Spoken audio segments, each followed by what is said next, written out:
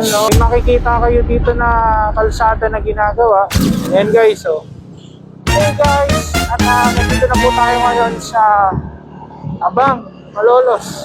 Labas po tayo ngayon ng Abang, no? I-update po namin kayo ngayon dito sa may kahabaan ng Abang. Papunta tayo ng Giginto. Kung makikita nyo guys, yung paglabas nyo po dito sa may Tabang, marami rin pong mga sira-sirang kalsada pa, no? Sa ngayon. Doon sa may San Pablo, ongoing na ginagawa po ngayon. Ingat kayo dito guys, oh. Ayan, sa pagliko nyo doon, may malaking buka. So ayan guys, papanik na po tayo ngayon dito. Ayan, MacArthur Highway Gaming na po ulit tayo. Ayan, no guys, ang daming sira dito sa may taas, sa may tulay.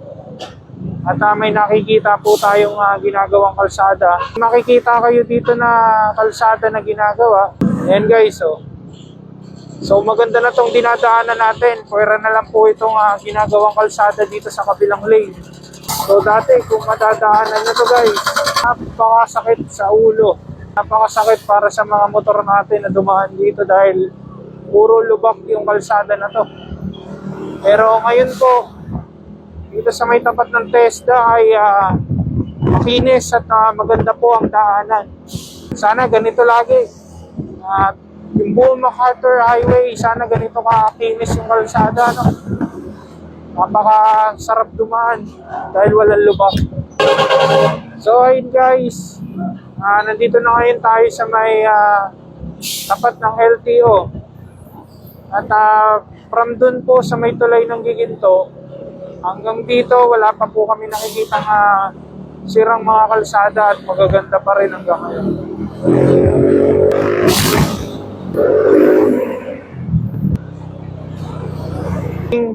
Approaching na po tayo ngayon dito sa may Walter Mart. At kung makikita po ninyo, maayos pa rin naman at sa tagal din na ginawa ng daan na to, no? Buti na lang hanggang ngayon po, maayos pa din. Ewan lang po natin sa may tapat mismo ng Walter Mart kung ganun pa din at maganda pa rin yung madadaanan. Ngayon sa Walter Mart Giginto at napuno nga lang po ng mga graba tong daan, ano? Siguro sa mga truck na may load ng graba. Ang dami pong graba ng daan. Ingat po kayo rito. Lalo na kapag umulan. Ayan, paulan na ngayon guys. Madulas yan.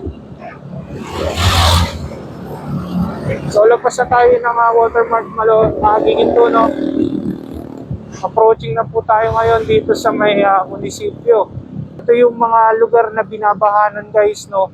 Kung mababalikan nyo po yung mga videos and uploads natin ng mga nakaraan, isa po ito sa mga not passable dati nung bumabagyo. Pero ngayon tinaasan, hopefully hindi na to bahain, ano? Sana po hindi na bahain.